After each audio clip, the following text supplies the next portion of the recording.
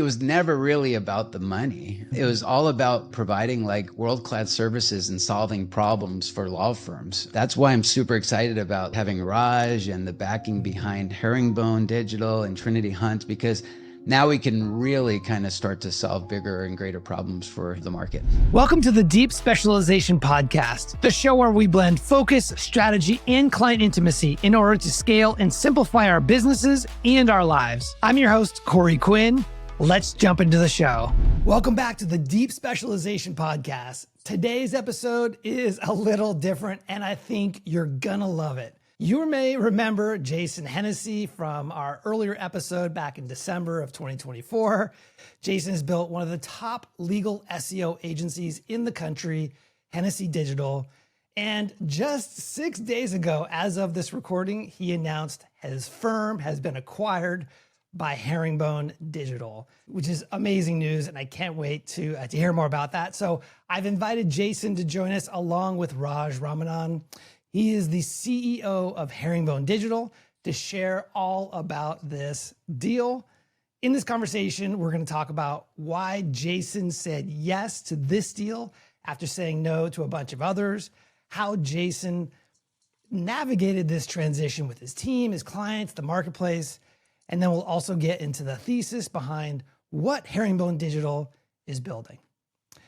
So if you are running an agency and wondering, could I ever sell?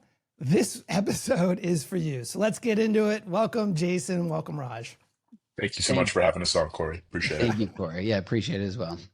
Yeah, it's going to be fun. So Jason, let's start with you. Could you take us into sort of the world of Hennessy Digital? You've been in business, I believe, about 10 years, right? Yeah. You started in 2015. So let's look back maybe the last 6 to 12 months as it relates to what was happening in the agency that led up to this ultimate decision to sell.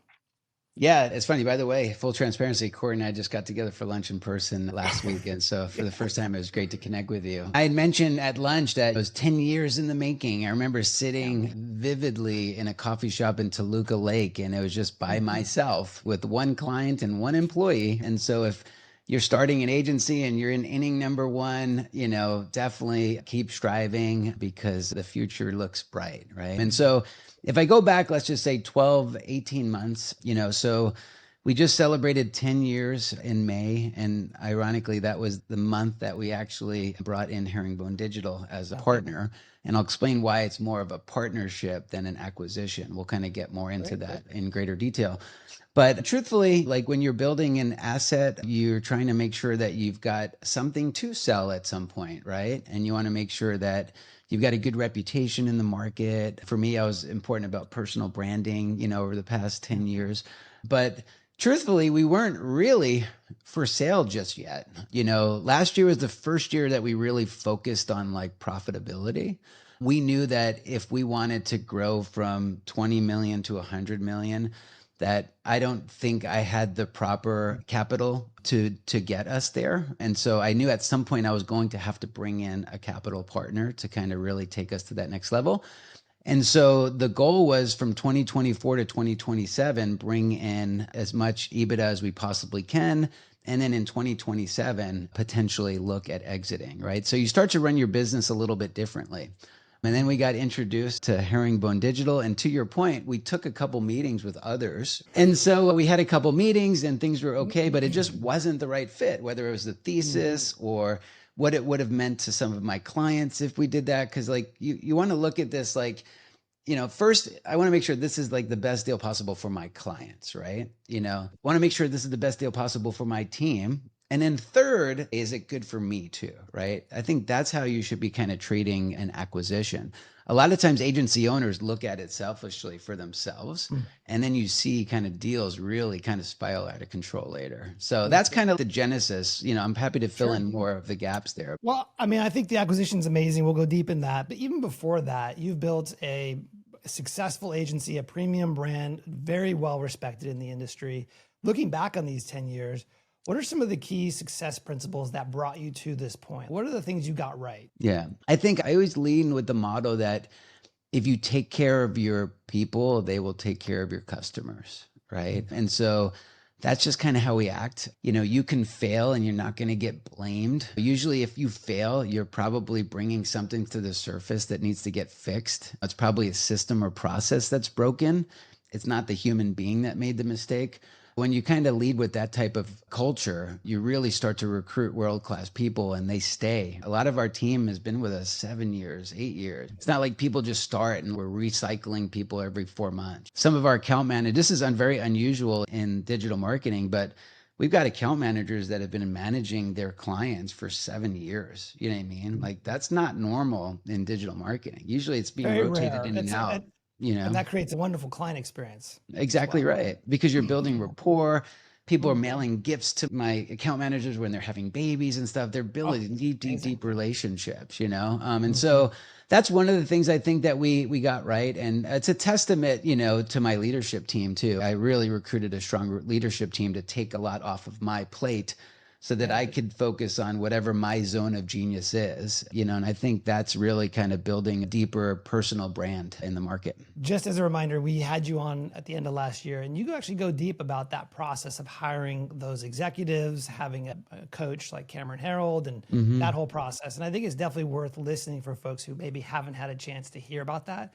There's so many great insights. Sure. So you mentioned earlier you were looking at 2024 to 2027. You're going to maximize profit so you can get to that $100 million mark That's right. potentially, right? Hmm.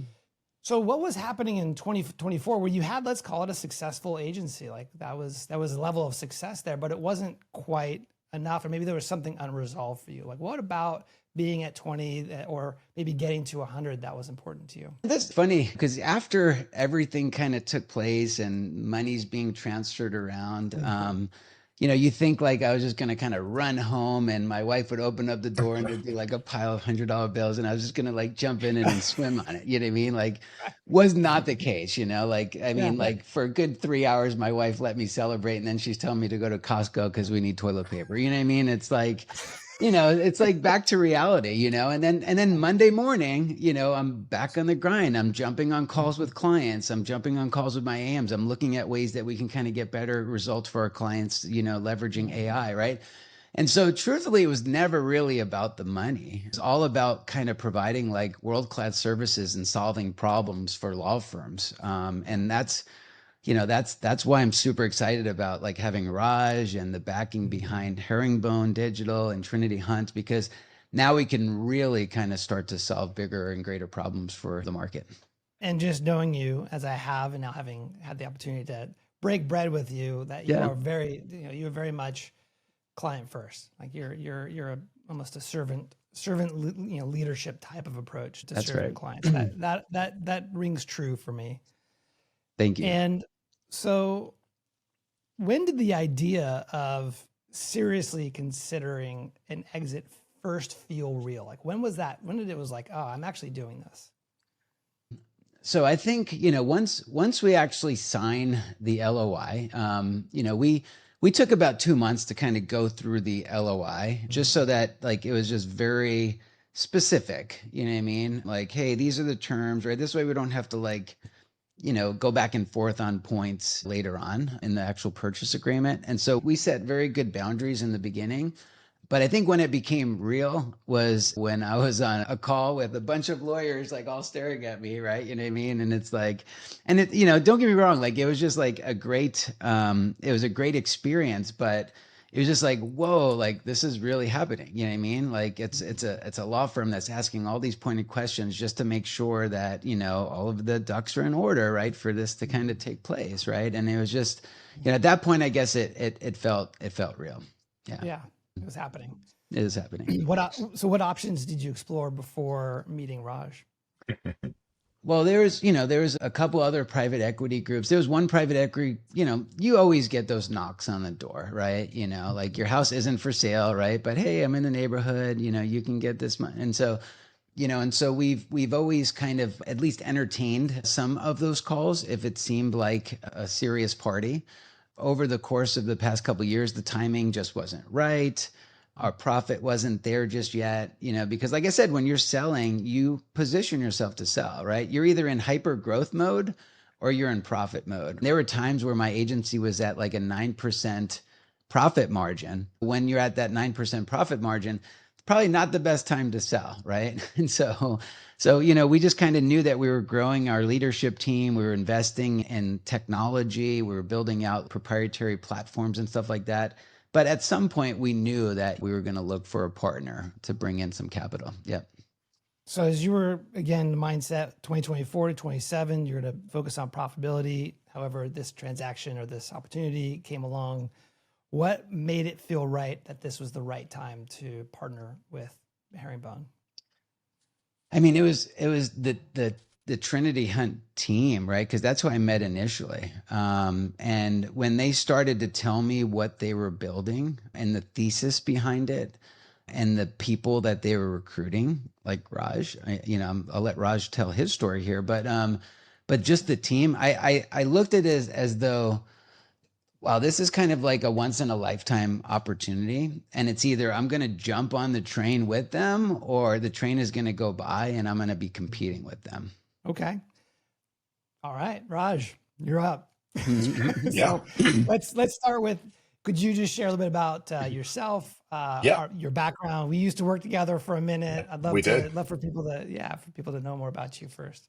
Yeah, I'll kind of fly through it relatively quickly. But yeah, graduated from Michigan, diehard Wolverine fan. Started my career at McKinsey, then KKR. So very much going down this New York finance track. But it also wasn't me. I didn't fit in and found big private equity to be very extractive, pulling value out of companies versus building something. So while at KKR, I met at this point all of our mutual friend Daniel Street. We actually shared an office together, and he kind of pulled the trigger, quit, and moved to Austin and wrote a business plan for a startup.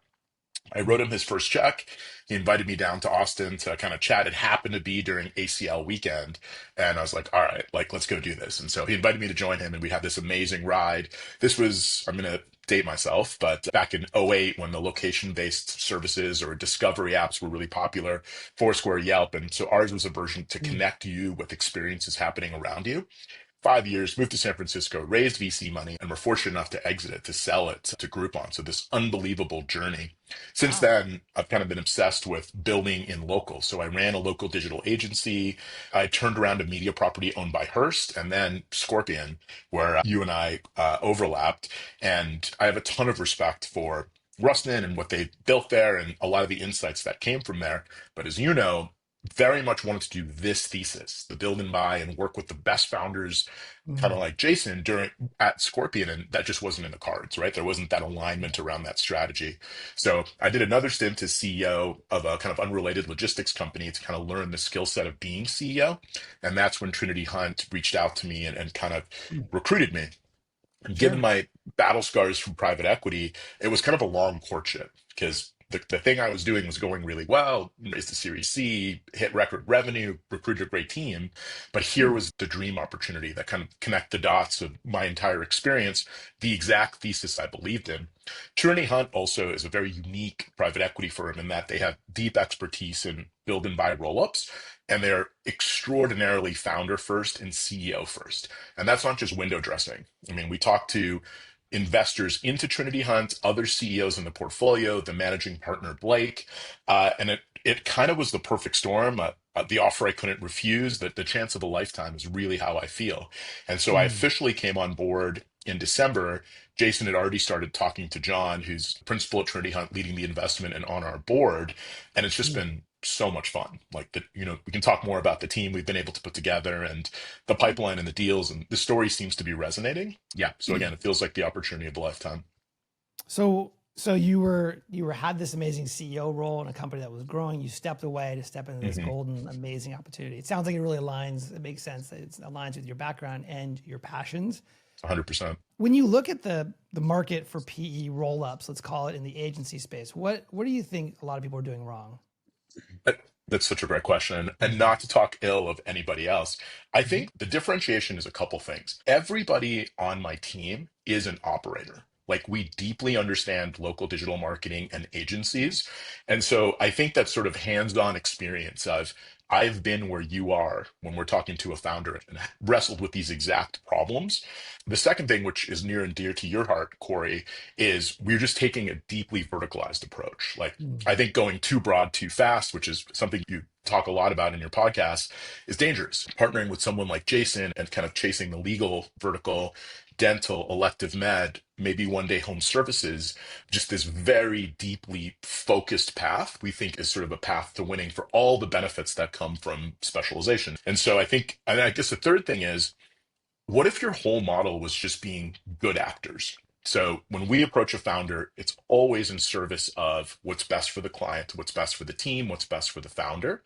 And the nature of Trinity Hunt's model is like radical alignment of incentives. So by that, I mean, there's only one class of equity. When a private equity firm comes in, a lot of times they'll have a preferred equity stack and they get the first chunk of return. No, there's one class of equity. They have Mm. the same equity as me and as Jason. And the deal model, the whole deal thesis of what we're building was shared with Jason during diligence, was shared with me as I was accepting my offer. And so it's very clear what we're all playing for. So you combine those three things: deep industry expertise, betting on great founders, deep alignment of incentives. It's kind of a powerful formula that seems to be resonating in the marketplace and also something I am deeply convicted in. Why are you so convicted? What about it makes it clear that it's the right path? Yeah, so this is the question I've wrestled with, I mean, for the better part of 15 years in terms of how do you scale in local? And so, again, ton of admiration for Scorpion and for Rustin, but they're arguably the biggest business in local digital advertising, and they're about a $250 million business. You look at any other industry, general marketing, the auto industry, construction, the top company is typically multiple billions of dollars in revenue. So there's something about local that's just fundamentally hard to scale. And so this thesis of betting on the absolute best agencies, the best founders, supporting them and providing value, kind of taking some of the back office off and consolidating some of the operations, but really letting the founders focus on what they do best, feels like the right way to scale in this Mm. marketplace. Now it's a bet, but it's a bet that I fully believe in and that I'm betting my career on. Clearly. And Jason's deal, Hennessy Digital, was one of the first deals that you announced. Why was Correct. his deal so important from a timing perspective? Oh man, there's so much I can say, and I want to make sure that I'm not cliched. Jason is just one of the best, if not the best, in this industry, this intersection of legal and SEO, super well regarded. This was true, few friends in the industry before we announced, and certainly after, like, to a man.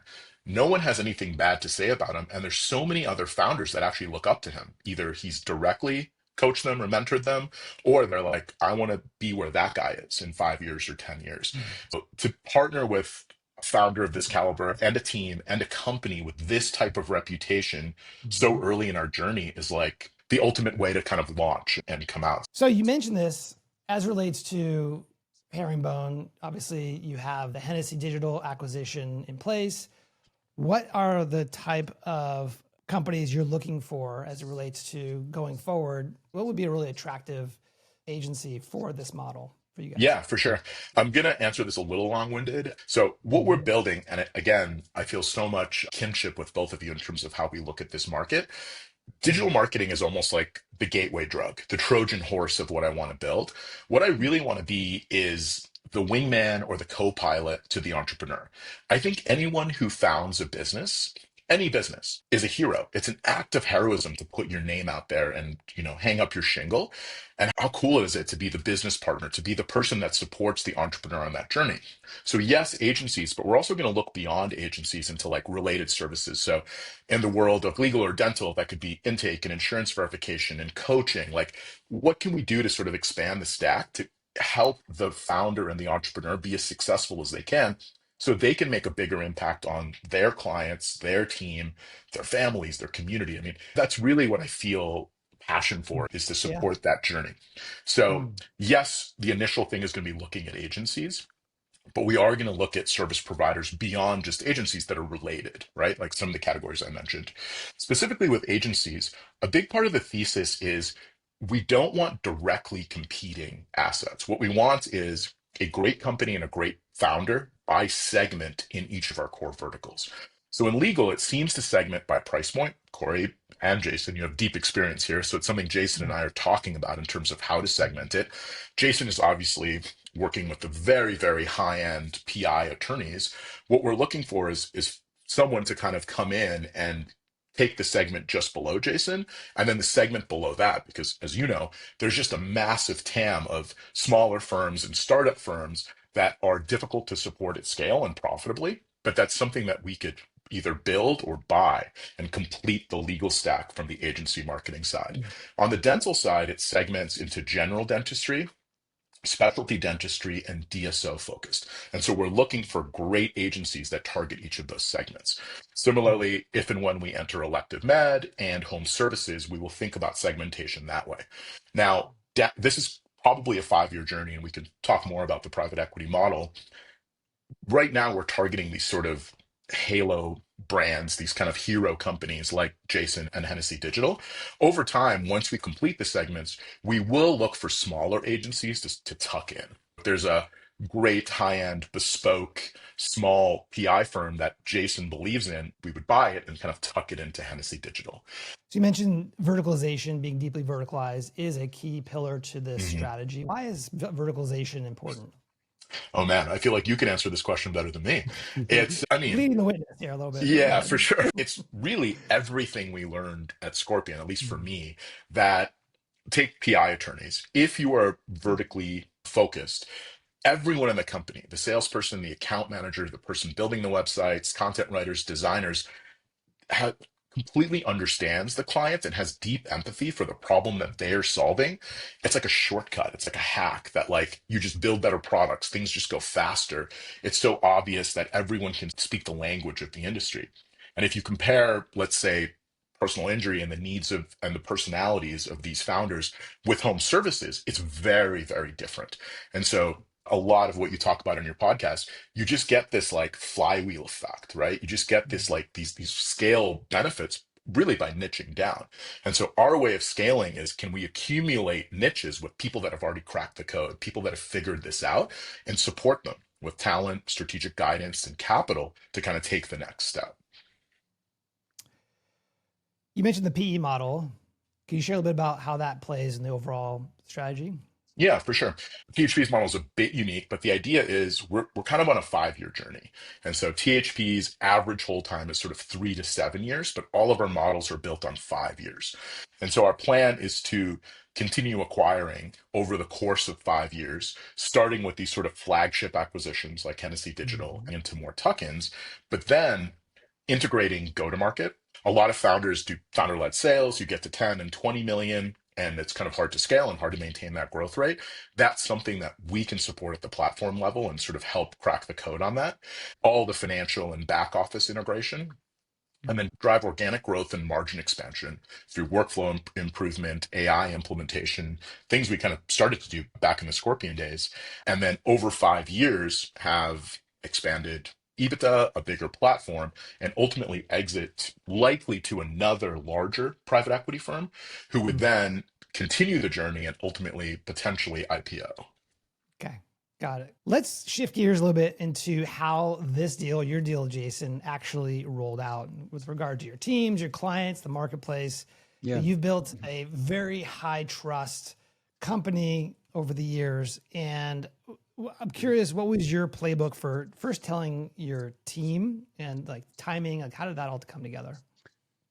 Yeah, so you certainly don't want this to be a distraction until it becomes real, right? And so even though that you sign an LOI, right, and you're moving towards the same goalpost as the private equity group, you know, there's a lot of reasons why deals fall apart, right? From the time that you sign the LOI till the time it closes. And so just kind of knowing that, you know, I only brought in those that would have been instrumental to making the deal happen. And so that was my CFO, most importantly, because financials is the first thing that you look at just to make sure that, are you telling the truth? Are you who you say you are? Because the LOI is predicated upon the data that you give them, right? And so if there's anybody listening, make sure that you've got a good, either a fractional CFO or somebody that thoroughly does a good job with your books, because that's one of the most important pieces here. And so ours was great. So brought her in, our COO as well. Later on, we brought in our CTO, right, to talk about some of the technology. And there's a couple other people, like our director of client services that was brought in when we were starting to kind of understand our clients. And that was basically kind of it. That was kind of who, knew about this. And then once it actually closed, right, the first meeting was with my leadership team, breaking the news to them. And then very well received. And I think why was it well received is because it wasn't like I'm a man of integrity, I'm a man of character. And so it would be very out of character for me after just kind of closing this big deal to come on and to kind of feed my team, my leadership team who helped me build this with some weird narrative, right? That would have been a lie, right? So, I'm just very genuine about everything. And so I just kind of laid it out as it is. And because they respect me and because they trust me, right? It wasn't like, oh boy, private equity's coming in. They're going to start managing this from a spreadsheet. They're going to kind of get rid of everything, every redundancy, and get the profitability up. You know what I mean? I'm just like, that's not what's happening here. That's not what we're building here, And so then from there, then we had a call with our full team, right? So about 130 people. And so that was definitely well received as well. Then I took it upon myself to schedule 15-minute meetings with every single client that I have a personal relationship with, whether or not I was the one that originally closed them. My schedule was just booked. Like I was like Zoom fatigue, 15-minute calls all day long for like 3 weeks. But I just wanted to kind of provide it directly from my mouth so that they didn't just get some random press release and have to fill in the dots by themselves.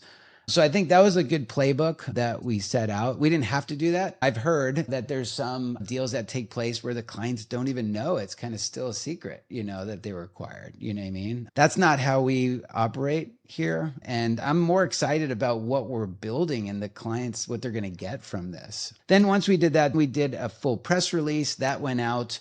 I recorded a video that also went out to like all of our partners and everybody else. So it was like a 6-minute video of me kind of explaining it in an email. So we kind of make sure that we checked all the boxes. I think Jason might be a little humble here because, like, between consulting and private equity and leadership roles, I've done a lot of these sort of transitions. And Jason was essentially a case study in change management. And I mean that very sincerely. So, to other founders that are listening, if you ever happen to go through a transaction, the way Jason handled it was first class. And so, extremely transparent, very thoughtful about how he expanded the tent, like his initial management team, full team, clients, very authentic. Like the video that he sent out is from the heart. You just completely believe why he did this and why it was right for the company and the clients. And speed. You don't, news, this is a small industry and it's a gossipy industry. And so you were on it. And I have a lot of admiration that you took the time to do those 15-minute calls. I mean, that's how you maintain these key client relationships. He could have been drinking Mai Tais on the beach, but he was grinding, making those calls. And so I really appreciate how you led your team through this. And I think it's a great example for other companies out there.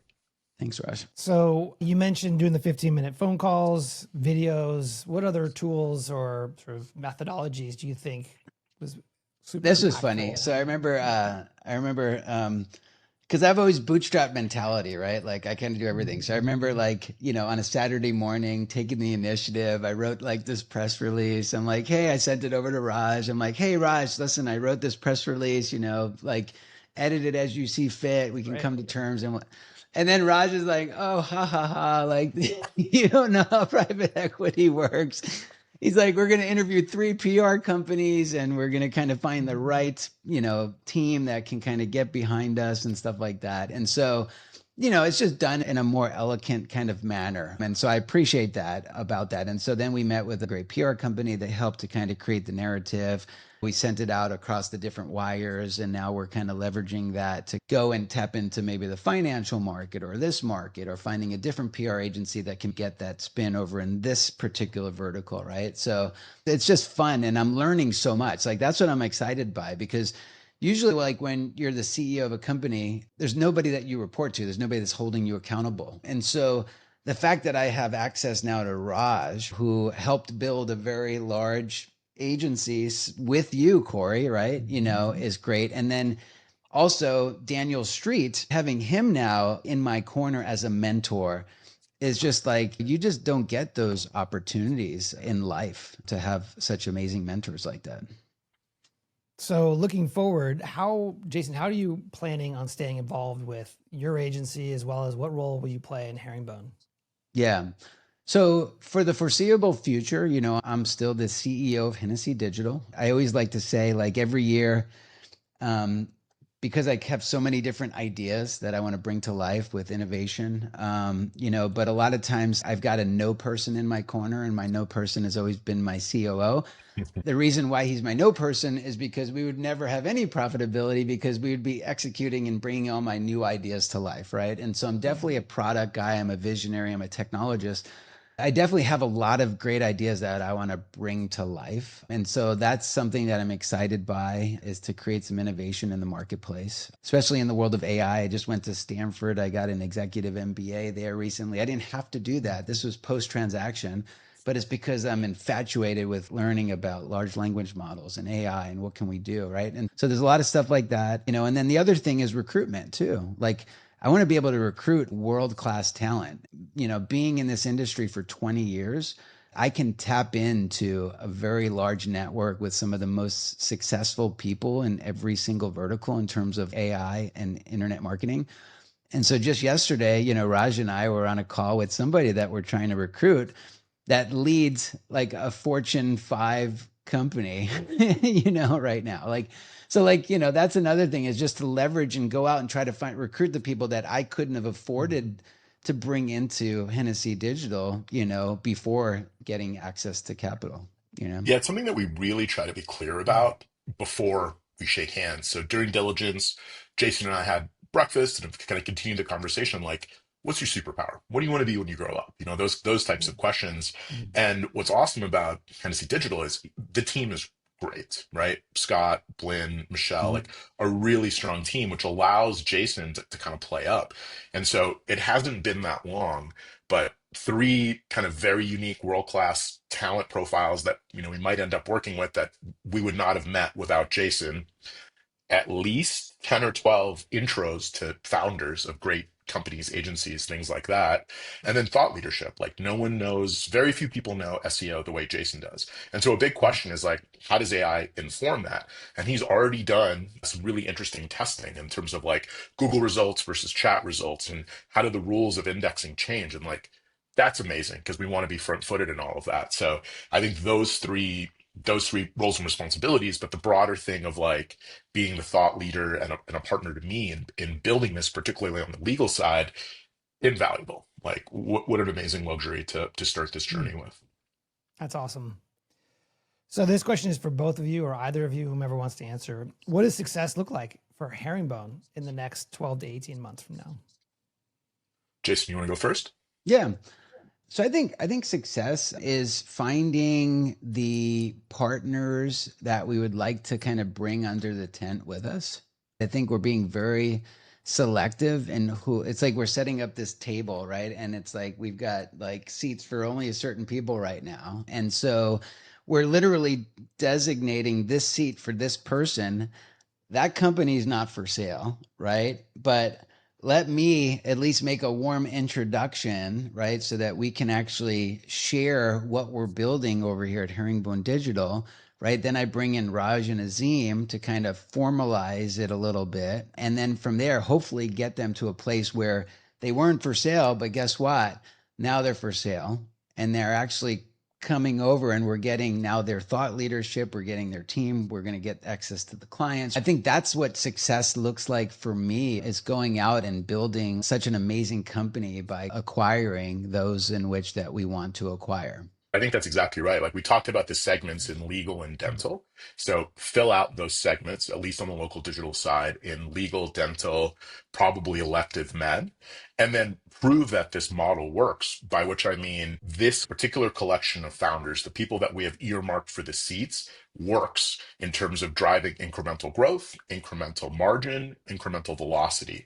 And in 18 months from now, if we can have the right 8 to 10 companies and founders in seat working collectively, and the portfolio growth rate is ahead of plan and EBITDA is ahead of plan, I am overjoyed. And I Uh, actually think we have line of sight to doing that. One last comment, like, in the world of investing, there's a group called the Founders Fund, right?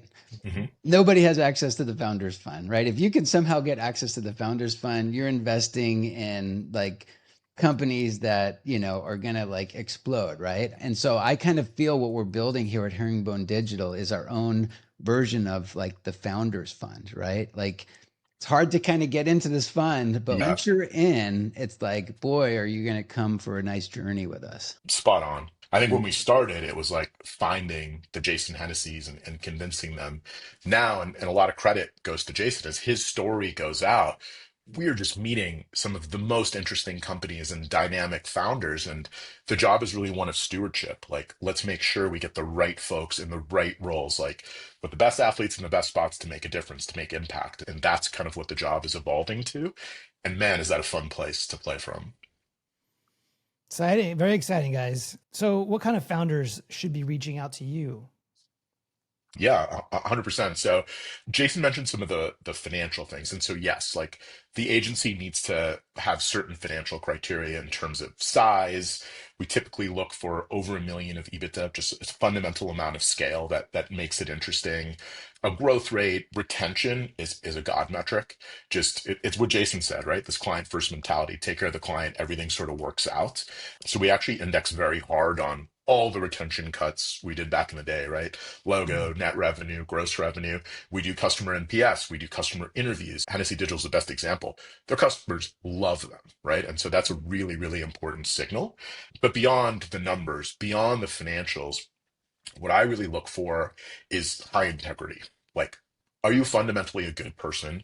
Secondly, aligned motivation. If you're like, I got fire in the belly, I want to lock arms and crack this problem once and for all. I want to build the winning mousetrap in this industry for all entrepreneurs of local services businesses. Yes, I want to. And you're like, hey, I want a part of the equity. I believe in what you're building. And, just like the softer things of like, is this someone I want to essentially get married to for the next 5 years? It's like, that is the bet I'm making. We're not going to have, at the end of the journey, we might have 20, 25 companies, and there's going to be a collection of 12 to 15 founders that we're working with really closely. Like, these are people we're going to war with. And so it needs to pass that test of like, we're in this together.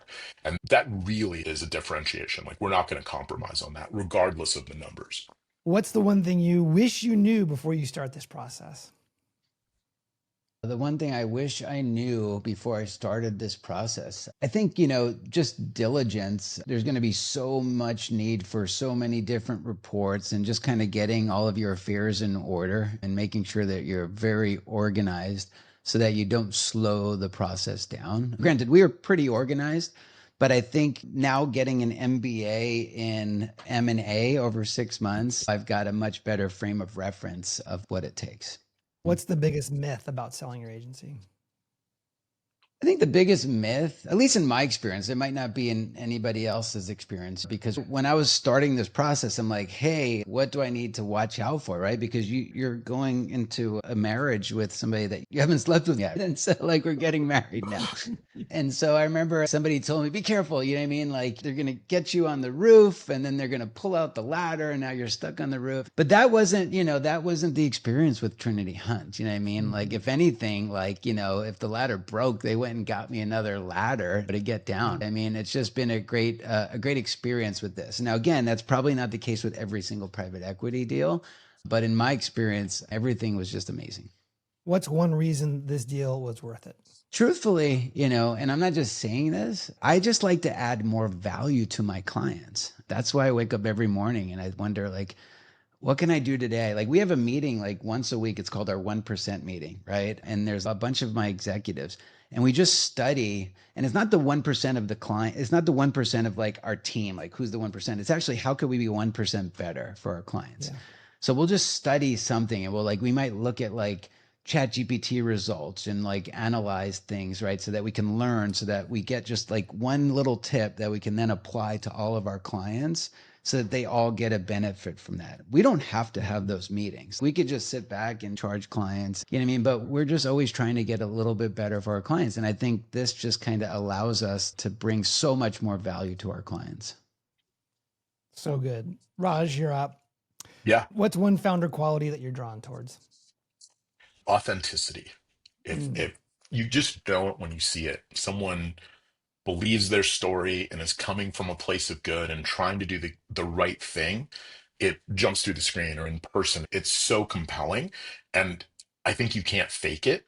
And in this market where owners of local services business are getting bombarded by different agencies and service providers, it is such a differentiator. What's one misconception agency founders have about exits? Yeah, I'm going to give you a two for one. Sure. One is that like that's the end of the journey.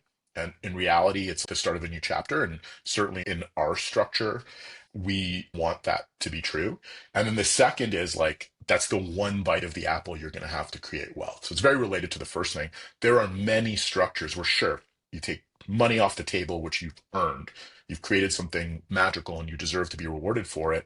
But the upside can actually be bigger, with things like earnouts and rollover equity and things like that. I've seen founders can be distrustful of that concept because there are sort of bad actors in this space. But when it works, aligned incentives, honest actors, it can be a very kind of lucrative thing for everyone. Great. Last question for you, Raj. You left a great role as a CEO and you stepped into Herringbone. You have a very clear vision and a powerful thesis. What's your motivation?